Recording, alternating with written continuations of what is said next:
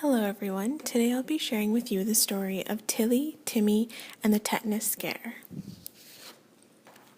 Once upon a time, when children still played outdoors instead of on the computer, there lived a little boy named Timmy, who loved to play outside with his cat Tilly. The two were notorious for getting into all kinds of mischief in the neighborhood. One beautiful sunny afternoon, Timmy returned home from school, but to his dismay, Tilly was nowhere to be found. He searched high and low for his partner in crime, but to no avail. As Timmy headed out to the backyard, he heard a faint noise and a sudden rustling of leaves. He looked up and was so delighted to find Tilly, but there was just one problem. She was stuck in a tree. Having recently seen the movie Tarzan, Timmy was convinced he could rescue Tilly from the tree. With a determined but not so well thought out plan in mind, Timmy set out to climb the tree. Timmy climbed and climbed, finally reaching Tilly. He grabbed Tilly, clutched her under his arm, and began to make his way down the tree, when all of a sudden Tilly wiggled herself free. Timmy lost his grip of the tree and came tumbling down. Poor Timmy scraped his hands and knees, but he did not take much notice in light of his successful feat and continued to play in the backyard.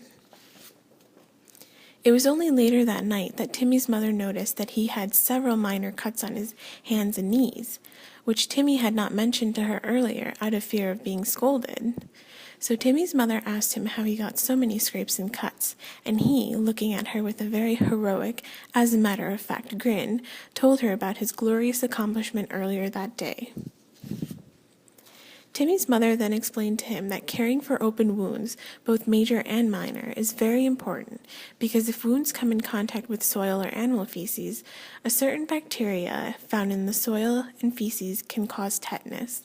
With a puzzled look on his face, Timmy asked his mom what tetanus was, to which she replied, "Well, Timmy, tetanus is an illness caused by tiny spores called Clostridium tetani. These spores make a toxin called tetanospasmin, which is deadly to the human nervous system.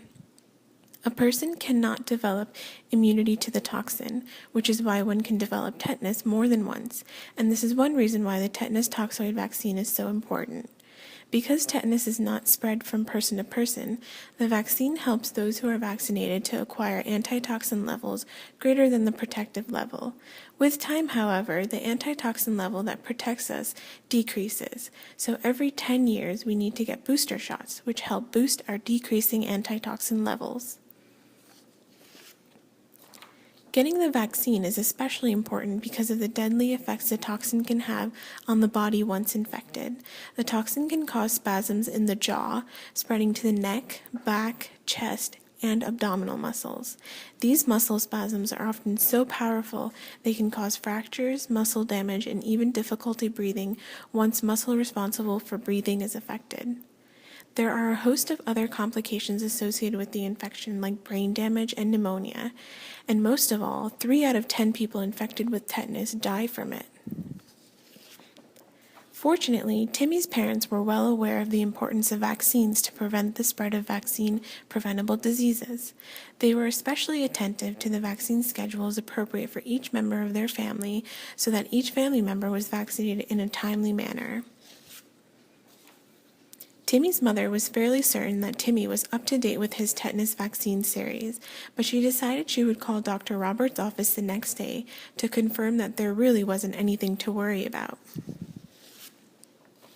To her relief, Dr. Robert confirmed that Timmy's immunizations were up to date and that little Timmy would be just fine.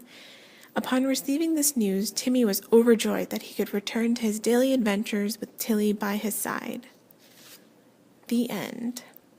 As the adult, you have the liberty to choose whether your child is vaccinated or not. Given this hefty responsibility, please choose to vaccinate your child.